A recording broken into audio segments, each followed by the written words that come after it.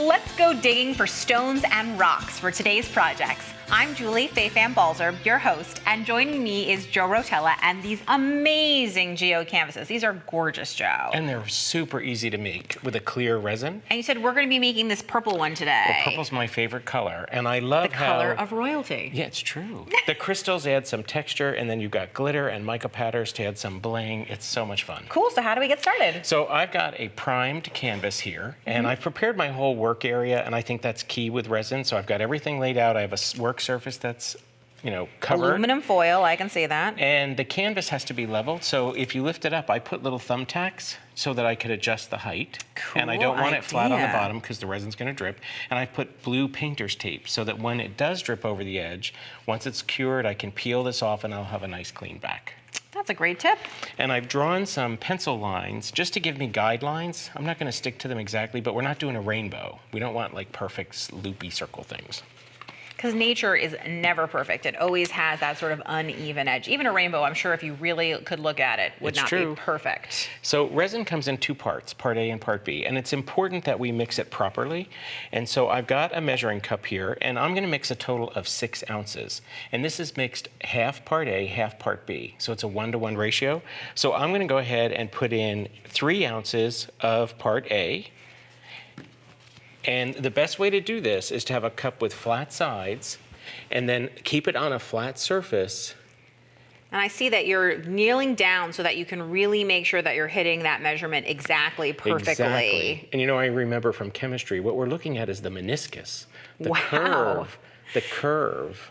And so you want to make sure that you're mixing the 2 parts evenly, because what happens if you don't? Well, it may not cure properly. Okay. It could end up sticky or not even hardening at all. Because it's the act of mixing the 2 parts together that hardens them, right? The reason that they're liquid in the bottle is because they're not together. Correct. And once they're together, it's the magic that happens. Now, it's not instant, so we have time to work with it. Generally, you'll have about 45 minutes. That's a nice long time, actually. That means if the phone rings, you're still okay. So there's my 6 ounces. Okay. And I've got a stir stick here with a flat bottom. Why does it need to be a flat bottom? So that I can really scrape around that bottom. And I'm gonna set a timer now and stir for about 2 minutes. Halfway through though, or 2 minutes, halfway through that 2 minutes, I'm gonna make sure that I've really scraped the sides, but I'm gonna do it throughout. So let's just do this for 2 minutes, and then we're gonna put it in the other cup. So it's been about 2 minutes, and I've been stirring the middle and really scraping the edges and the bottom as well. So my 2 minutes are up.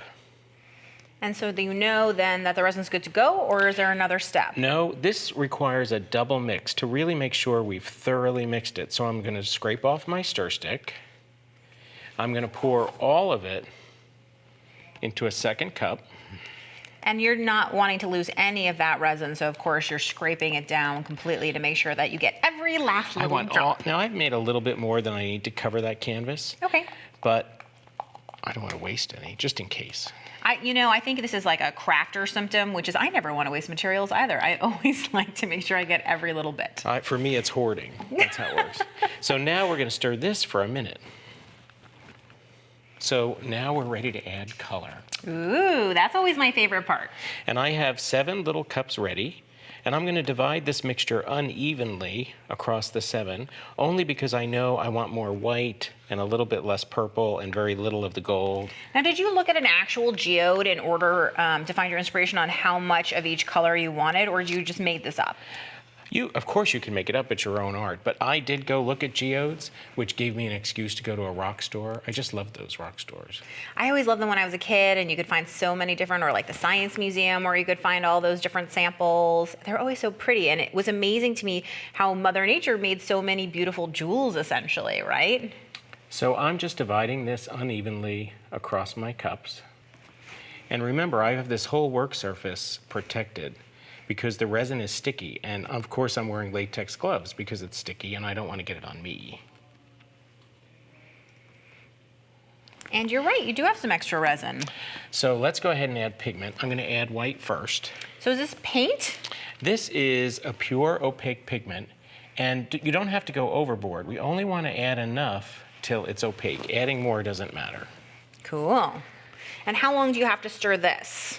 just until it's mixed. Oh, so that's just visual cue. Like as soon as it Yep. looks like it's in there, you're good to go. And while I stir this one, Yeah. if you want to add red into the next cup, And tell me again how much I need to add. just until it's opaque. Adding any more on top of that would be useless. Okay, so. So you're gonna add squirt red. in some. Stir it, and we'll add a drop of blue. We're making Stir purple. it. Okay. Oh wait, you want me to add a drop of blue to this now? Stir the red Oh, first, stir the and red then we'll add a first. drop until you get a purple or an eggplant. So really, you don't need that aubergine. many colors. I was gonna say, as long as you know your color mixing, then you're totally cool because you can figure it out, right? Correct. I'm going to add glitter, and I do a pretty heavy amount of glitter because remember, this resin Because has... you like things that are shiny? Well, it's true, but the resin also has no pigment. It's totally clear. Mm. So if we don't want something totally clear... So is the glitter gonna look like it's just suspended in space because it's Absolutely. clear? That's Absolutely. super neat. And you know, I always wonder how not to get the glitter on you when you have a project, but encasing it in resin is a smart way. Now, does the resin need a particular kind of glitter? Does it have to be like glass glitter or any kind of Nope, glitter's fine? any kind will work. Next, we're going to do some shades with mica powder. So if Okay. you could add a couple scoops of mica powder to each one of those. A couple scoops, really? Well, not so much. Oh, that's a big scoop. That's good. Okay, Stir it and see what you get. okay. I'm a more is more kind of girl. I like to just pile it on and see what happens. I could tell. Okie doke, we're ready to start pouring. Do you want to switch places? Let's do it. Yes, I do. Let's go. So I'm going to start with the white and go down here. And I can use my stick to get it all the way to the edges. And you really want it to drip over the edge. You can even use your stick to cover the edges. That just finishes the piece.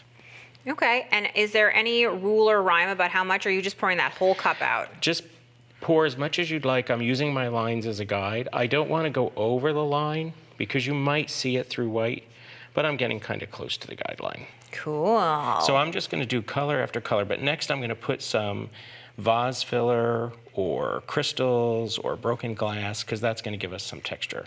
Neato. So that gives you, that will just get glued in, like the resin's gonna act as the resin's gonna glue. hold it.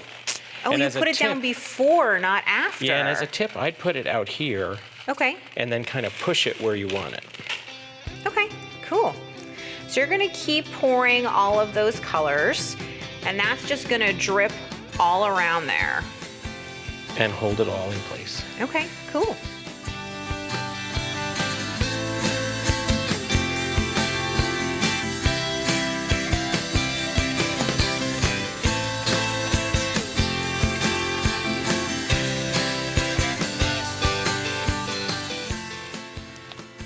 Okie doke, so I'm done pouring for now. I would go ahead and use extra resin to make sure that I got all the sides and everything is right to the edge especially.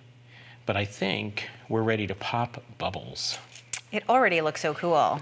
So to pop the bubbles, we're going to use a heat gun, and you want to go fast over the top and not aim straight down. Keep it at an angle, and you see the bubbles popping? I do, that's really neat. And you said this also helps to feather the colors together. So right now, I'll just worry about the popping, and when that popping stops, now I can start to feather. So what we're going to do is come in a little bit of an angle.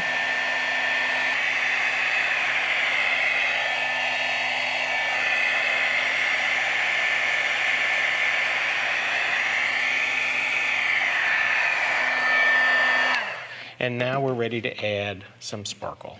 So we're going to use our gold and purple glitter and the gold that we mixed. And I think it's best to just kind of start off the edge and come in with...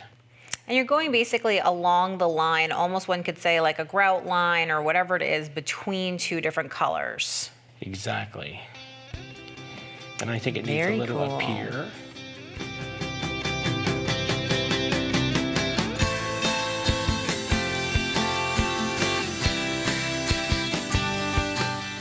And that's it. So how do we cure this? Now we're going to leave it sit level like this for a good 24 hours. Then when you're done, you can lift up the bottom, peel off the tape. If there's any resin stuck back there that's too thick to deal with, heat it quickly with the heat gun, and you're good to go. You end up with what we have over there. I love this, Joe, and the sparkle adds so much. Thank you so much. Thank you.